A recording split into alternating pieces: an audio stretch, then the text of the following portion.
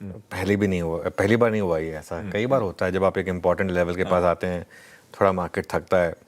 वो अगर आपने मैं जिसमें एक जो एनालॉजी हर बार देता हूँ, अगर आपने बचपन में, मैं तो खैर अभी भी खेलता हूँ, लेकिन अगर आपने बचपन में मारियो का गेम खेला हो, तो सबसे पॉपुलर गेम मेरे ख्याल से ऑल टाइम हिस्ट्री में, तो उसमें क्या होता है, कुछ दीवार बहुत स्ट्रांग होती है, तो मारियो थोड़ा सा उसको पहले बैक आना पड़ता है, वो मशरूम खा के थोड़ा बैक आता है, थोड़ी एनर्जी लेता है, उसके बाद भाग के जाता है, फिर वो दीवार टूटती है।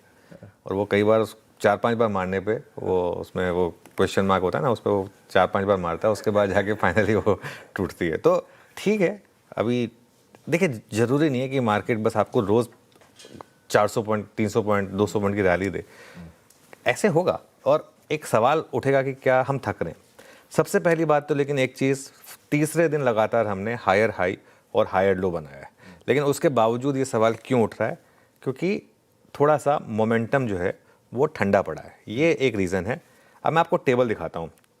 6 फरवरी का हमारा हाई था 25,704 का, लो था 25,492 का।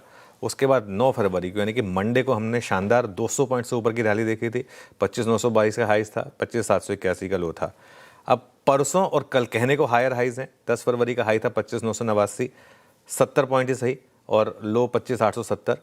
अब कल का जो हाई था और कल का जो लो था ना, वो जैसे मैं कह रहा हूँ कि रिकॉर्ड बुक के हिसाब से हायर हाई और हायर लो था, लेकिन मोर और लेस वहीं था। पिछले 2 दिन का हाई और लो आप मान के चलें तो मोर और लेस सेम था। कल का हाई सिर्फ 20 पॉइंट ऊपर और लो सिर्फ 29 पॉइंट ऊपर। और एक चीज़, कल का हाई था 25,900, सॉरी लो था 25,900, हाई था 26,010 के करीब, मिड पॉइंट आता है 25,954, 955, हम वहीं बंद हुए। तो ये इसलिए एक सवाल उठ रहा है क्योंकि कल हम एग्जैक्ट, अगर आप ऑफ डे हाई और ऑफ डे लो देखेंगे तो 0.2% दिखाएगा दोनों। तो इसलिए एक सवाल ये उठ रहा है कि क्या हम थक रहे हैं। आज क्या हो सकता है, आज मुझे एक लग रहा है कि आज एक आउटसाइड डे का चांस है। आज हो सकता है हम खुलते ही, क्योंकि आईटी में काफ़ी प्रेशर आएगा, आज खुलते ही हम कल का लो तोड़ दें, ये पॉसिबिलिटी है। लेकिन उसके बाद रिकवरी में कल का हाई भी निकाल दें, इसकी भी पॉसिबिलिटी, दोनों पॉसिबिलिटी आज रहेंगी। और एक और बात, आज फिर मार्केट में आपको 3 व्हीलर ही चलाना है। आज फिर आपका एक चौथा पहिया एटलीस्ट स्टार्टिंग में तो मिसिंग है। अब वो स्टेपनी बनकर आएगी या नहीं आएगी सेकेंड हाफ में, वो देख लेंगे। लेकिन आईटी आज फिर गिरेगा। और अगर आप देखें कल इन्फोसिस और विप्रो के एडीआर, मैं शो के जब हेडलाइंस के बाद आऊँगा, सबसे पहले मैं इसी की बात करने वाला हूँ।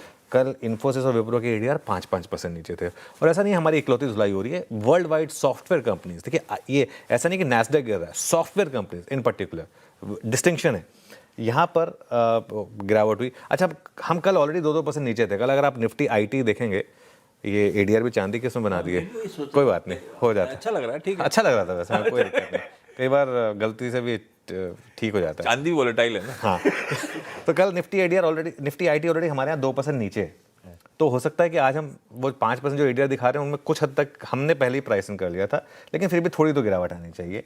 और आईटी इंडेक्स अब एक बेयर मार्केट में है, इसमें कोई किसी को डाउट होना नहीं चाहिए। आई थिंक अगर हम आईटी इंडेक्स पर 52 वीक लो भी हिट कर दें तो मुझे हैरानी नहीं होगी, जिस तरीके से आईटी इंडेक्स आया है। ऐसे में बाकी सेक्टर्स को चलना होगा। अब स्कोप नहीं है आपके पास कि बाकी सेक्टर ना चले, लेकिन ओवरऑल एक अप ट्रेंड है।